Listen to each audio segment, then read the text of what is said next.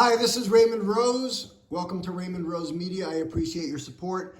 Hey, I just read an article that says 70% of all Americans are stressed on a daily basis regarding their debts, regarding their spending.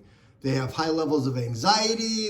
Sometimes they have relationship problems. One person's a spender, the other person's not. I'm going to talk about what you need to do to better understand your habits and how you're going to be able to reduce debt. So keep listening. First of all, if you're a new listener to my channel, please know that this is an audio podcast only. There's no videos to watch. Just relax, maybe even take some notes and listen to the valuable information I'm going to share with you. So let's go over those ways on what you can do to reduce your debts. Number one, track your spending. Really important. Keep a record of all the money that you spend so you can identify the areas where you're overspending. Here's my secret. Every single penny I spend is put on a credit card. Not a debit card, a credit card. Now, let me be clear. I'm responsible. I'm not worrying about, I do pay off my credit card every single month without a doubt. The key, though, is by putting everything on my credit card every day, every week, or more importantly, at the end of the month, I know where I've spent every single penny. And let me be clear, if I'm gonna go out and buy a banana for 59 cents at the local grocery store because I'm hungry and I don't wanna buy a cheeseburger or something, I wanna eat healthy. If I go into a grocery store and I spend 59 cents to buy a banana, I'm putting that on my credit card. Every single penny I spend goes on a credit card. And if it's a bill that has to be paid, then it's paid using my online bank account. So literally at the end of every month, all I need to do is go on that credit card using my iPhone. I have the bank app and I know where every penny has been spent. And I'll go one step further. I then take a little bit of time and I put all those different areas in categories. So I know how much money I spent on groceries or how much money I spent with my electrical bill or how much gas I put in my car, whatever. The key is you need to track your spending.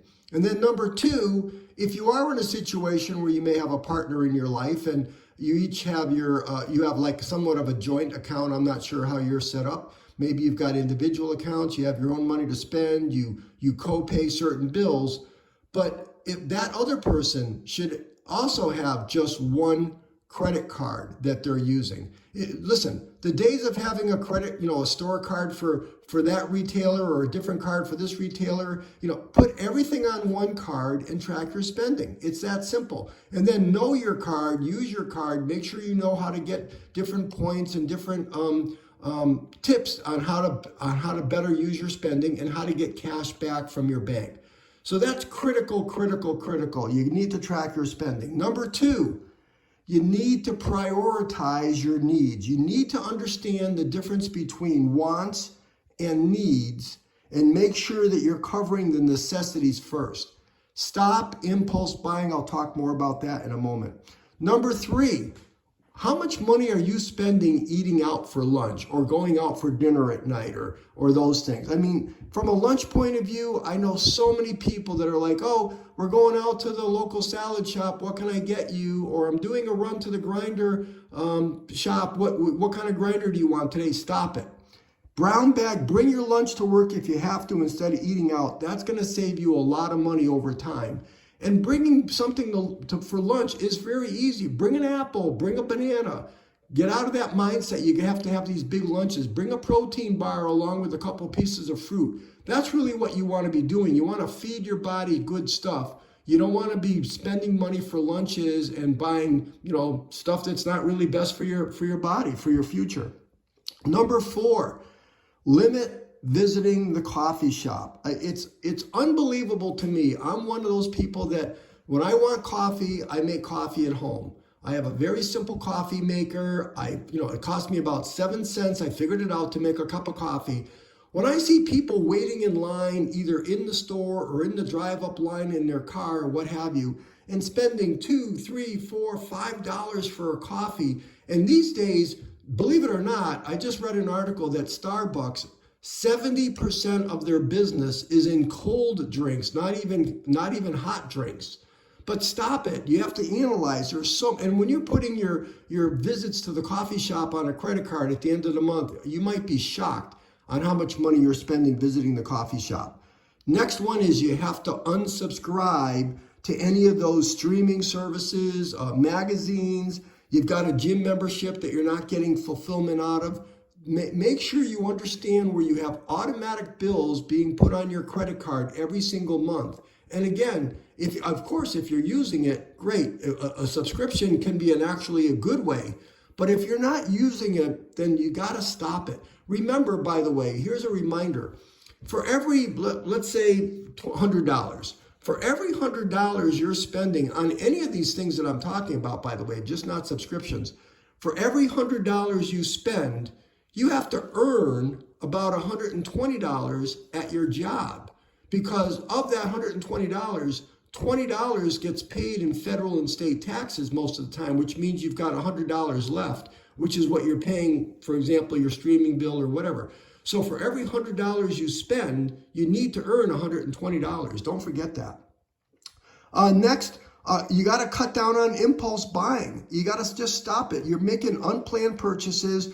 You got to give yourself a little bit of time before you put that item in your carriage while you're at the grocery store, or before you click that link on your online shopping account. There's so many people that, and remember, I think I've told you if you listen to my other podcast, I'm one of those people. I was a retailer. My job was to figure out ways to get you to buy things that you weren't planning on. How I could strategically place things in the store, put different items at the cash register so it's easy for you to put a $2 or $3 item on the conveyor belt when you were buying. You got to stop impulse buying. Next one, be thoughtful regarding this. Where are you spending your money regarding electricity, regarding however you're heating your home, if it's oil, if it's gas or whatever? What if there are things you can do to lower your utility bill, especially that area, that can be very cost effective over a period of time. Next, consider buying items using some of the thrift stores or there's some wonderful upper scale thrift shops and consignment shops where you can buy gently used items for pennies on the dollar, especially on things like books or electronics, furniture, buying things on some of the a Craigslist or a Facebook Marketplace. Those are wonderful things. And then lastly on my list here, negotiate some of your bills. If you are absolutely convinced that you need cable TV or some of those different amenities, see if you can talk to the providers and see if you can negotiate your bills a little bit lower. And actually, one last thing that comes to my mind is some of the items that you're do-it-yourself things that you're doing around your home. There are people that are just over improving their home, that are spending, $10, $20, $30, $40,000 to make some improvements on their home that, yes, it's very satisfying to them, but you might spend $30,000 and it's only adding $10,000 of value to your home. So there's an example of some of those ways that you can save some money and how you can cut expenses. Let me recap them real quick. Number one, track your spending and listen to the podcast that I did last week regarding budgeting. Everybody needs a budget. So track your spending, prioritize your needs, watch how much money you're spending eating out, bring your lunch to work, limit how much money you're spending at the coffee shop, unsubscribe, do-it-yourself projects, cut down on impulse buying, reduce your energy bill, buy things at a consignment or thrift shop, and negotiate your bills. So that's it. I'm hoping you got some really good information. Listen to this podcast again. Like I said, take some notes if you have to.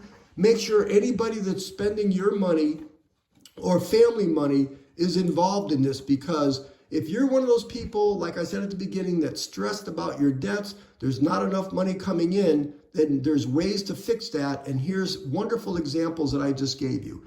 So that's it. Thank you for listening today. I want to remind you that I make a podcast every single day on various subjects regarding health, money, time, and habits. Each podcast is less than 10 minutes long. Typically, it's got valuable information. I get to the point, and believe me, I don't want to waste your time. I try to be as succinct as possible. I'm going to ask you to do 4 quick things for me. Number 1, subscribe to my channel. Number 2, click the thumbs up to like this and help the algorithm. Number 3, hit the share button. Send this information to your family and friends and even your kids if you have to. And then number 4, look through my other podcasts. You've got some really useful information there. So that's it for today. This is Raymond Rose. Again, I really appreciate you listening and supporting my channel. I'll talk to you tomorrow.